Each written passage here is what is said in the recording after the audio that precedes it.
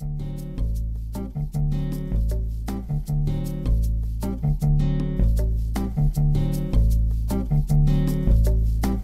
back to KitchenTalkTV. Today we're going to make one of my favorite recipes inspired by the book Scott Pilgrim.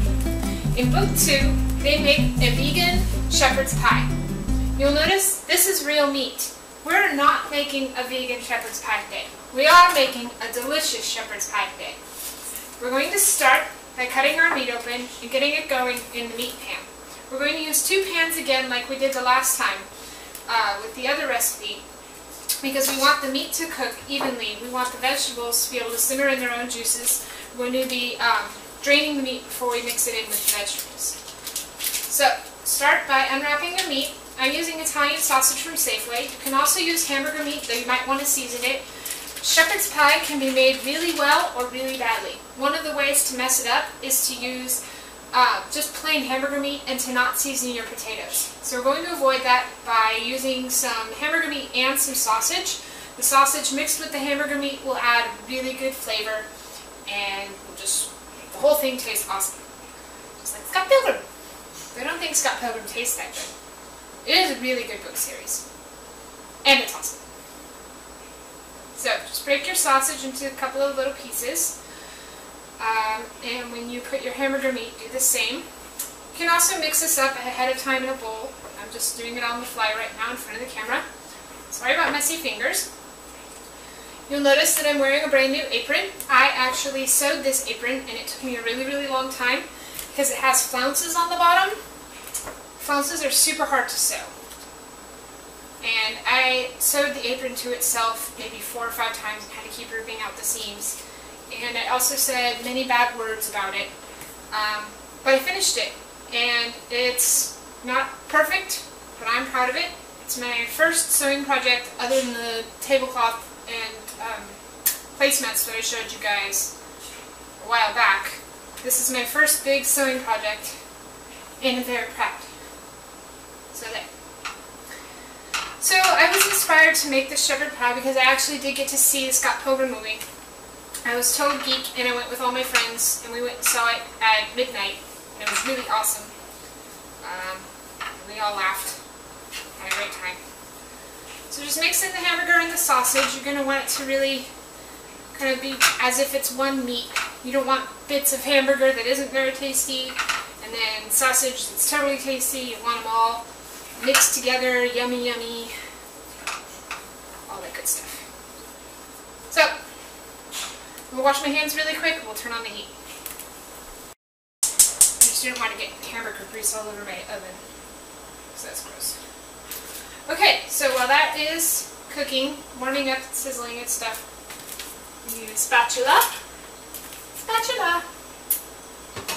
So that's the meat taken care of. That'll just kind of warm up. We'll keep an eye on it while we take care of our vegetables. Start with a warmed up pan of olive oil for our onions. And we're going to put the olive oil in there. And we're just going to talk over the sizzling meat and hope that the noise isn't too distracting.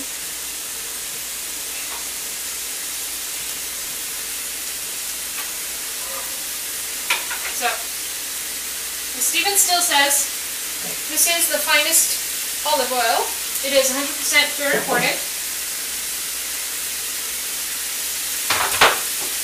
I'm calling this my mega Scott shepherd's pie because of its non-vegan quality. This is exactly the opposite of the shepherd's pie you could make if you followed the recipe in the book.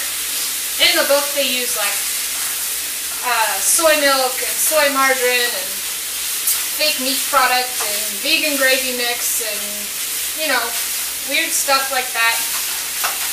I'm using real meat and real milk for my mashed potatoes, and it's going to taste great. It's okay to mix the meat and the onions. It'll all get cooked.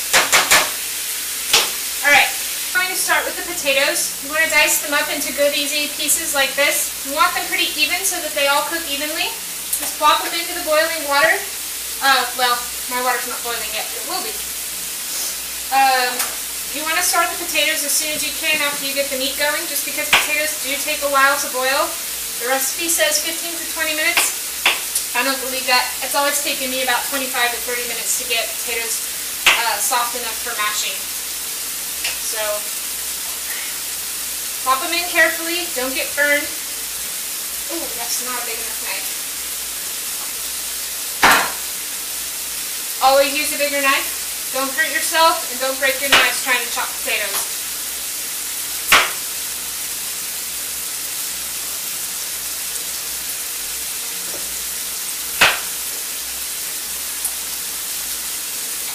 Plus, bigger knives are just more fun.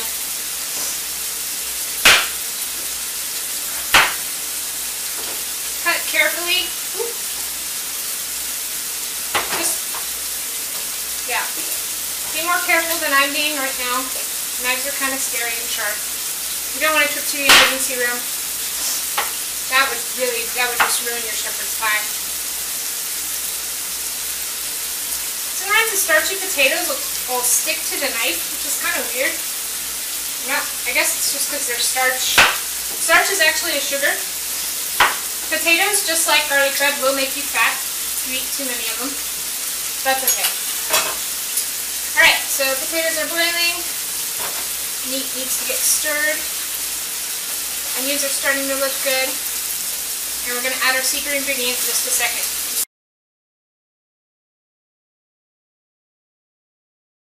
Secret ingredient is mentioned in the book. This is the part that really inspired me with shepherd's pie. I had shepherd's pie when I was living in the South. They did it kind of in an odd way. They used like hamburger meat, like I said, they used green beans in there for the vegetables, which I thought was really strange. I never like green beans unless they're raw or if they're just barely cooked. These guys were more than barely cooked. They were mush. It's kind of gross. Just kind of cut your meat. Make sure that all the pieces are getting cooked. You do not want any kind of raw hamburger meat, raw sausage in your dish. This is Philippe Lorraine red wine. It's Cabernet Sauvignon. Goes wonderfully on the onions. Pour enough in that the onions all get some on them. And just kind of mix it around. I'm using this back burner because for some reason the front burner wouldn't light. It's unfortunate because I don't think the onions are going to get cooked that well because this burner is a small one. What I'm hoping is that I can finish my sausage and then I'll switch the pans around. Yeah, that's the plan. Hopefully it'll work. That's still looking really good. Alright, so chopping up your carrots. Make sure to chop off any funny ends, any hard ends. You do want to chop them really small. I chopped them into thin little discs the first time I tried this recipe. It worked out really well because they got a lot of the gravy mixed into them, a lot of the wine, it soaked it up. And if you don't like carrots, you can find them really easily and pick them out. You can also chop them lengthwise and then dice them up. I usually just chop them like this. As long as you have a sharp enough knife, it works out well. If your knife isn't sharp, your carrots will go popping off and go flying everywhere, and it's a big pain in the butt. So that's my lecture on sharpened knives. Sharpened knives are also safer to work with because you don't end up, if you're using so much pressure to cut through the vegetable and the knife slips, you're going to cut out finger, you're going to cut your hand, maybe your cat. It's just better to have sharpened knives because they go through the vegetables smoother, you don't have to force them, and you end up with a much safer working environment. So, get a knife sharpener. Do it now. Most knife sets actually come with a knife sharpener, most good ones. Mine did. That's Greg's job though. He does a pretty good job, obviously, because I'm not cutting myself and just slicing right through the carrot. Oops. If you cut your disc too thick, just feel free to cut it in half and eat one half. Carrots are really good for you. The cool part about this shepherd's pie is that you don't really cook the vegetables that much, and so you end up getting really a lot of the vitamins. If you cook the vegetables too much, obviously the vitamins are going to leach out. The way to tell if the vegetable is overcooked and the vitamins are gone is if your vegetables turn kind of brownish. With this, because we're steaming it in wine and we're just kind of letting it simmer with the onions, my vegetables usually stay pretty bright, which I like. Just keep turning your sausage.